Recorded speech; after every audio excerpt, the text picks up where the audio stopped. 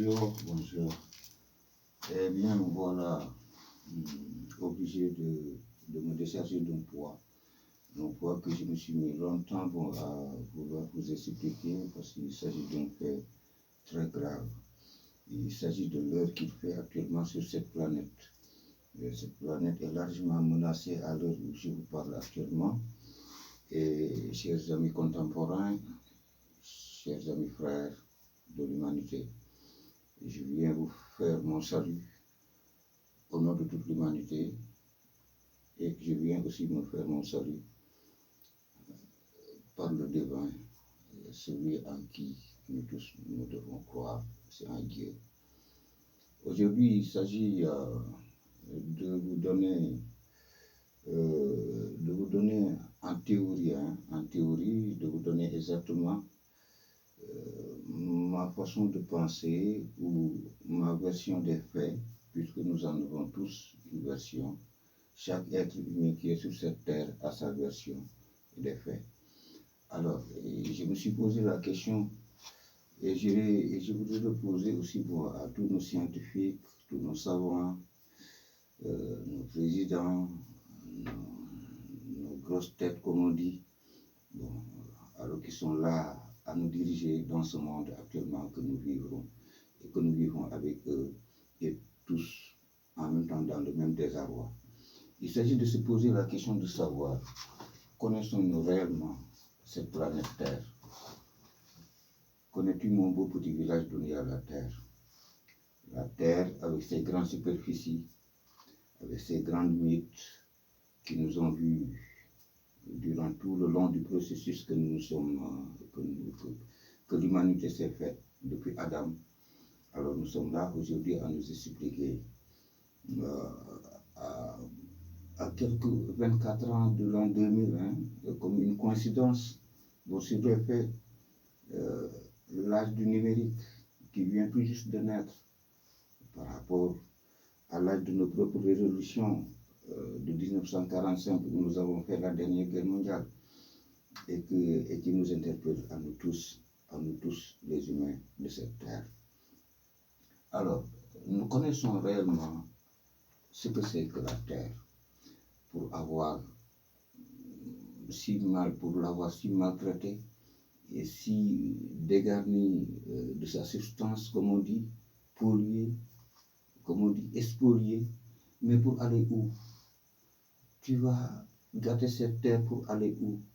Je pose cette question en particulier aux Nations Unies et ces grandes institutions qui nous dirigent actuellement et qui ont le devoir, par exemple, qui ont toutes nos responsabilités entre leurs mains. Je les rends hommage par la même occasion. C'est très important de les rendre hommage parce que la tâche n'est pas facile. La tâche n'est pas facile, c'est quelque chose de très difficile et de très dangereux, comme je pourrais dire. Parce que l'avenir de ce monde dépend de leurs épaules, à eux qui nous dirigent dans cette humanité que nous sommes aujourd'hui en 2024. Alors, il s'agit, moi, de me poser, avant de dire est-ce que je connais réellement ce que c'est que la Terre, je dois me poser d'abord ce que c'est que ce soleil qui est, par sa révolution quantique, nous a permis d'avoir une planète, cette belle planète que nous chérissons tant aujourd'hui, une planète comme il n'y en a pas d'autre. Je suis sûr et certain que pour en trouver une autre planète bleue, belle comme ça, bon alors, et cette beauté qu'elle garde en elle-même, je suis sûr et certain qu'il faudra faire beaucoup de milliards d'années-lumière pour aller à cette planète. Et heureusement que nous avons aujourd'hui, bon, par exemple, la manière de comprendre de partager aussi à travers la communication, l'esprit de communication qui nous permet, par exemple, aujourd'hui d'avoir une langue, d'avoir c'est-à-dire des bibliothèques, d'avoir des mémoires numériques qui nous permettent aujourd'hui au moins de savoir et de partager ce que nous avons de plus valeureux sur cette terre, c'est la communication des êtres, entre les êtres, entre êtres humains. Bon, alors, il se trouve que ce soleil qui nous a vu naître, qui a pu, par sa révolution quantique, a pu dégager, par exemple, son rayon et englober toute sa famille de planètes, qui sont 8. Bon, c'est très beau, un tout petit soleil, hein, une toute petite étoile dans l'univers. Et nous voilà, nous, emballés dans cette aventure du soleil, alors que nous devons aujourd'hui nous-mêmes profiter de l'occasion pour essayer de voir par quel moyen et par quel... Non pas de savoir ce que Dieu a pu faire pour nous créer, non, mais tout simplement notre trajectoire. La trajectoire qui, nous savons tous que la vie humaine, pour apparaître sur Terre, il lui fallait exactement une révolution comme celle du Soleil, la révolution quantique, on pourrait dire, pour ne pas dire copernicienne, la révolution copernicienne. Alors nous sommes là aujourd'hui à nous installer, moi en tout cas dans mon atelier, à faire mes recherches, comme Dieu a dit que fais tes recherches et tu trouves. Cette planète Terre s'appelle la planète des recherches. Tu recherches, tu trouves et tu fais avancer ta société. C'est ce qui nous a amené à être là aujourd'hui, mais en introspection de nous-mêmes, pour ne pas dire la prospection de notre génome. Et avant de se poser la question de savoir qui est l'homme, il faut se poser la question de savoir son génome, c'est quoi. Pourquoi Dieu l'a créé à partir de cette planète Terre? Tout simplement à partir de l'argile.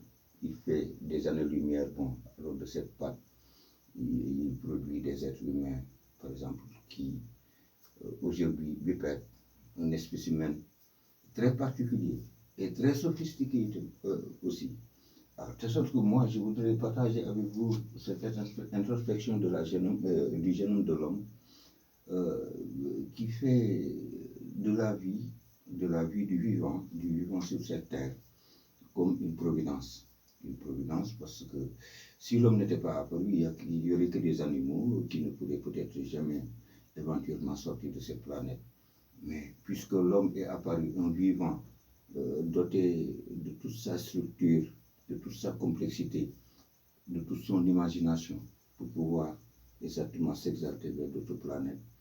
Alors, l'homme, cette introspection est une déconstruction de ce qui a été, une mentalité que nous avons développée jusque-là par nos ancêtres, qui, c'est le moment aussi de leur rendre hommage à nos ancêtres.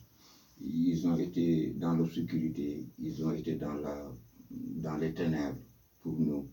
Ils se sont battus corps et âme pour qu'on en arrive là aujourd'hui, à cette époque des numériques, à cette époque des lumières, à cette époque du vivant à protéger la planète. Alors, mon problème qui se pose, c'est que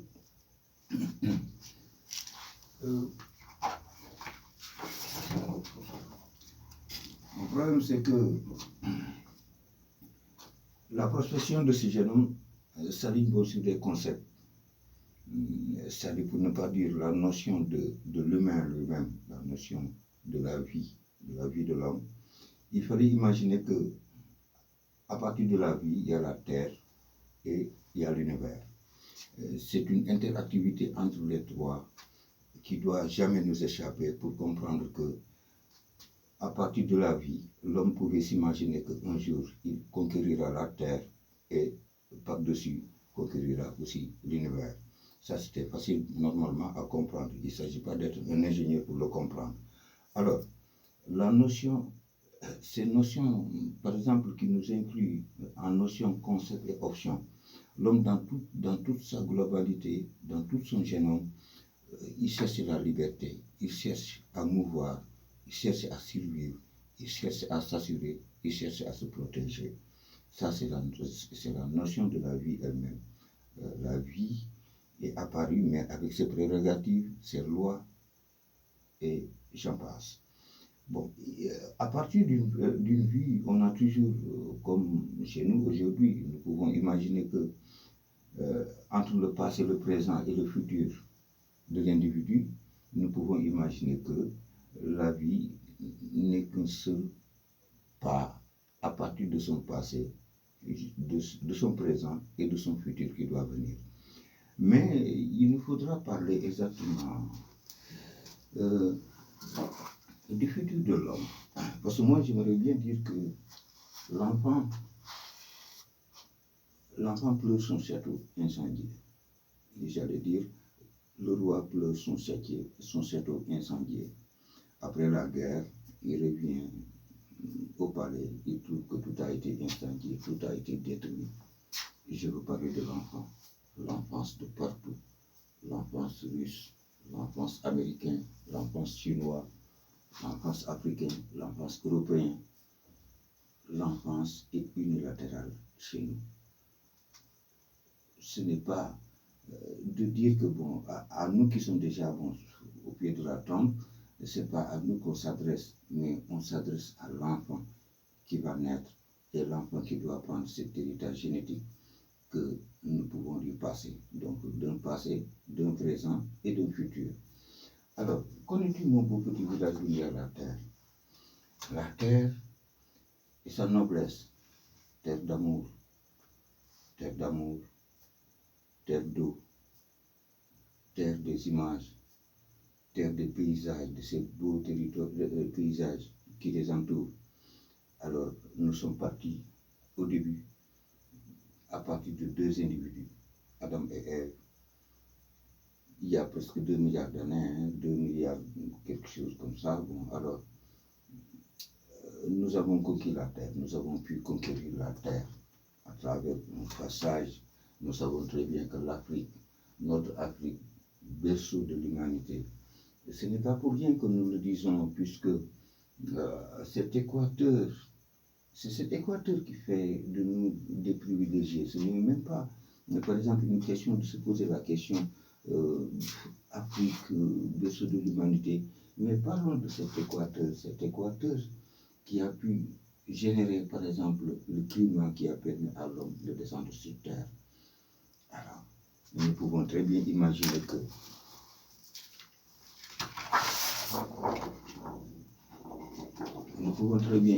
que l'homme a été ceci en Afrique. La vie, cet arbre qui a grandi, qui a cherché à se libérer pour aller conquérir la terre un jour. Sa mission principale, sa mission initiale, c'était d'aller conquérir la terre et ensuite d'aller conquérir l'univers.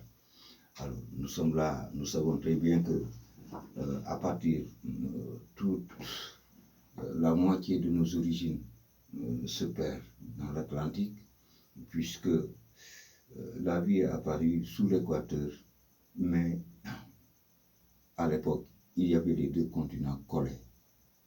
Ils étaient collés, il n'y avait pas encore d'océan Atlantique, ou bien il n'y avait que peu d'eau pour pouvoir permettre à une créature comme l'homme de naître et de se développer.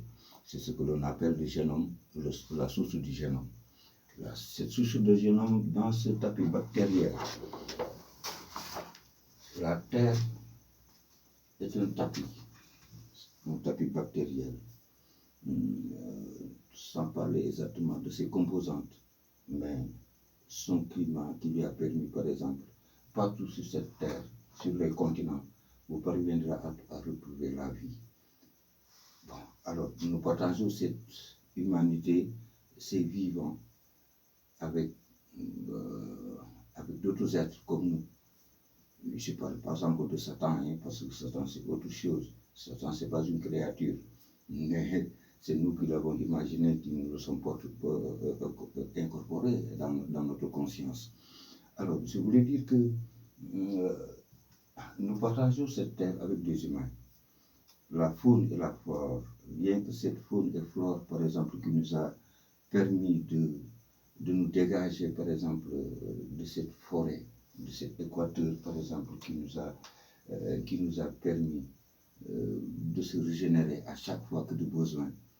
Parce que imaginez que ce n'est pas une première fois que l'homme est parti conquérir le fond de la planète, tout simplement parce que, voilà, mais il a fait beaucoup d'essais avant d'y parvenir.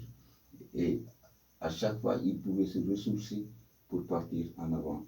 Bon, dans cette quête de se libérer parce qu'il y avait des continents un peu partout, il y avait de l'eau, il fallait chercher à se libérer. Et l'homme est parti chercher à traverser d'autres océans, au moins pour fuir la réalité de ces forêts qui étaient sauvages à l'époque, sans que nous soyons nés sauvages. Nous ne sommes pas nés sauvages, c'est le moment de le dire, puisque notre génome est constitué, par exemple, d'un bien-être. À chaque fois que l'homme naît, à chaque fois qu'un bébé naît, nous sommes tous ébahis par la beauté de la nature de progéniture de l'homme.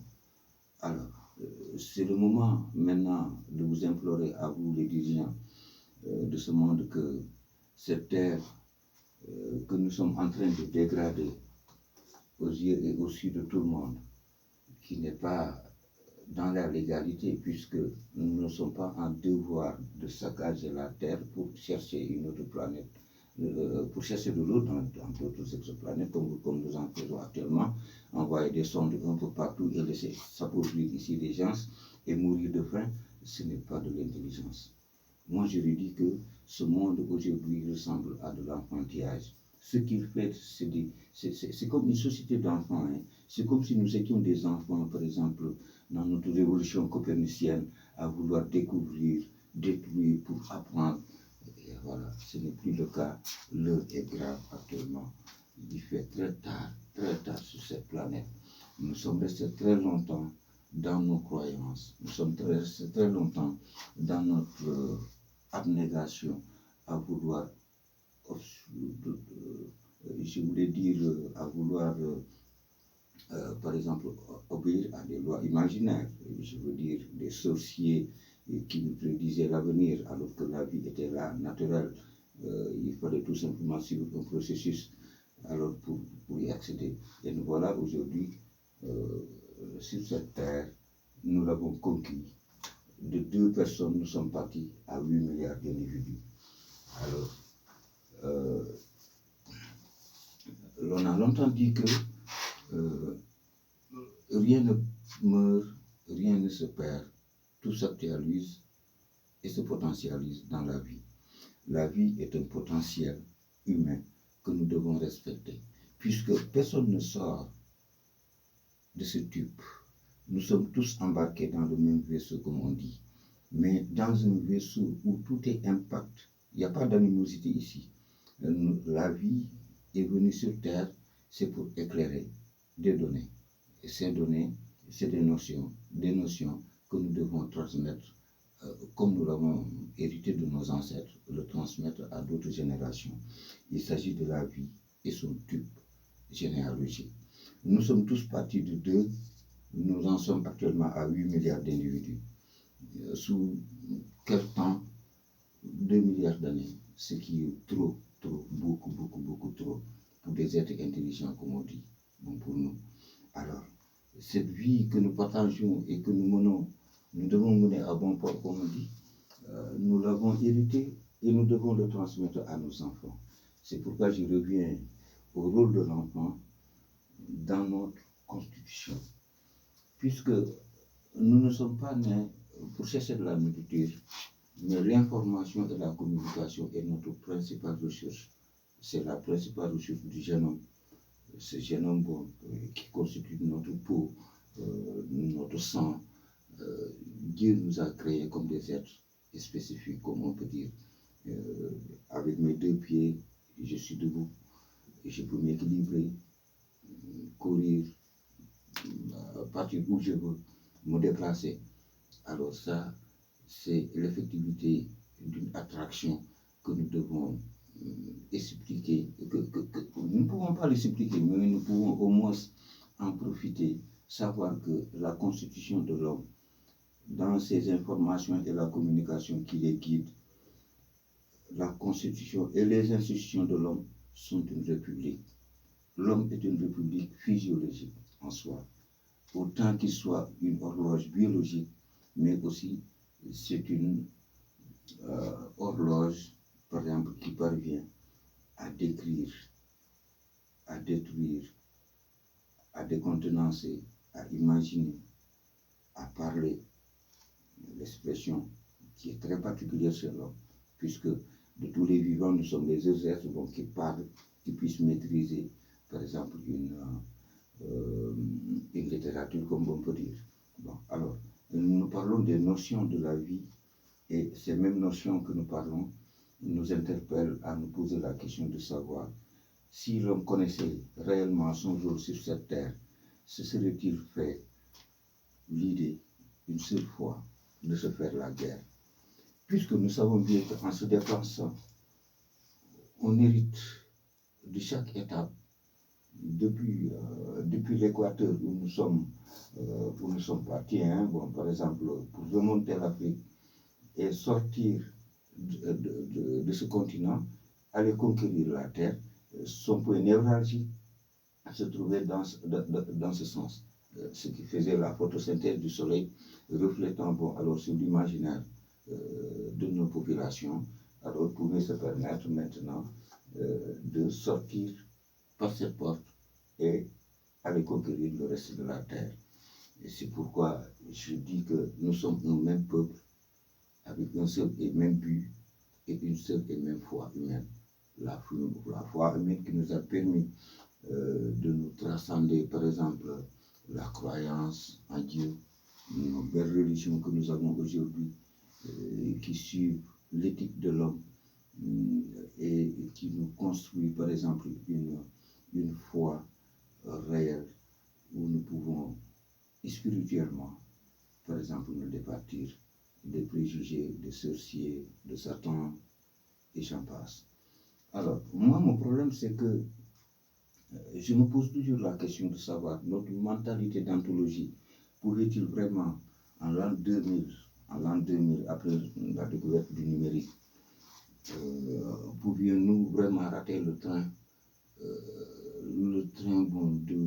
de la démarche de l'humanité vers sa mission essentielle, qui est d'aller conquérir un jour l'univers. Alors, cette mentalité d'anthologie a été condamnée préalablement par 2 guerres mondiales. Ces 2 guerres mondiales dont nous savons que nous avons perdu beaucoup de notre, j'allais dire, de notre honneur, puisque l'homme, je ne peux pas imaginer par exemple des bombes nucléaires sur toute une ville entière, bon, tout simplement parce qu'on craint que voilà, l'autre va venir sur moi, et voilà, c'était un concours, une concurrence, par exemple à l'invention, une concurrence à la découverte, et nous savons que cette planète, nous l'obtenons aujourd'hui grâce à la recherche de l'imaginaire, de l'imagination, de notre intelligence, de notre conscience qui nous est pourvue à nous les humains. Alors, moi, mon problème, c'est qu'à partir de la notion de la vie, je voudrais parler de la socio-bioculture et la biodiversité que Dieu a utilisée pour nous dans notre code génétique. Dans notre code, il y a la socio-bioculture. La socio-bioculture, c'est fondamental chez l'humain, puisque à partir du socialisme de l'homme, vous avez sa biologie, mais vous avez aussi sa culture, une biodiversité culturelle, comme je pourrais dire, à travers tous les continents. À chaque étape où tu vas, tu es différent de l'autre, et de cette notion d'autre, nous sommes parvenus, par exemple, nous en avons fait de cet autre, ce concept d'autrui, l'autre village, l'autre homme, l'autre idée, l'autre qui, ça crée une confrontation qui est devenue maintenant j'allais dire une domination. Et ce terme de domination est très vague, puisque dominer quoi? Pour faire quoi? Puisque vous partagez une seule et même planète, vous avez le seul et même destin, vous partagez aussi une seule et même espèce, Je ne peux pas comprendre cette guerre aujourd'hui à se faire mal, à se faire souffrance, à se faire désastre, comme je dis, désastre économique surtout, puisque vous tenez au capital, le capital qui est non seulement un concept tout simplement, le capital est un concept d'avoir. Mais si nous prenons par exemple le triangle qui constitue, bon, par exemple, entre la liberté de soi, entre l'avoir de soi, son avoir et son amour, ils sont trois concepts bon, qui se complètent très bien et qui se comprennent très bien aussi. Ce n'est pas comme, comme cette étoile, comme je pourrais dire. Cette étoile, c'est le principe génétique, par exemple, de toute notre structure humaine. Cette étoile est en nous, incorporée en nous. C'est pourquoi nous avons pu démarcher dans le temps, concourir et aller de lieu en lieu, d'endroit en endroit, de paysage en paysage, de terroir en terroir. Nous avons pu remonter la pente. Et je vous dis que très jaloux de notre génétique. C'est génétique, c'est une forme d'étoile. Nous sommes des étoiles dans la lumière, SMB sur Terre. Et je pourrais comprendre pour que vous puissiez comprendre qu'à partir de cette acceptation, d'abord plutôt il y a l'art, il y a la culture, il y a la politique, il y a la religion et il y a le temps. Le temps qui est cette acceptation d'amour qui parvient par exemple à partir de l'art de l'individu. Je suis un art, nous sommes des arts, nous sommes des individus conçus en art. Alors, c'est dans cette apesanteur où nous nous dégageons, où nous pouvons évoluer, il n'y a que l'atmosphère qui puisse nous donner exactement le talent qu'il fallait pour se déplacer, créer et poursuivre notre chemin. Il y a la culture qui est la véritable abstraction, bon, par exemple, la véritable attraction de l'homme, comme je vais dire, parce qu'il y a l'apesanteur, l'attractivité, il y a l'abstraction qui est la politique, il y a l'atavisme qui est la religion, il y a l'acceptation qui est l'amour qui, vous savez, notre planète en est elle-même, bon, notre planète en est jalouse, puisque il nous a donné les moyens de survivre jusque-là, c'est par amour. Alors, maintenant, reste à savoir que ce jeune homme qui nous constitue, dont nous sommes les artisans, que nous pouvons développer comme nous pouvons le détruire à travers de ce que nous connaissons. Nous sommes des êtres si chers, si fondamentaux, et de cette fondamentale que je voudrais vous parler et étudier exactement.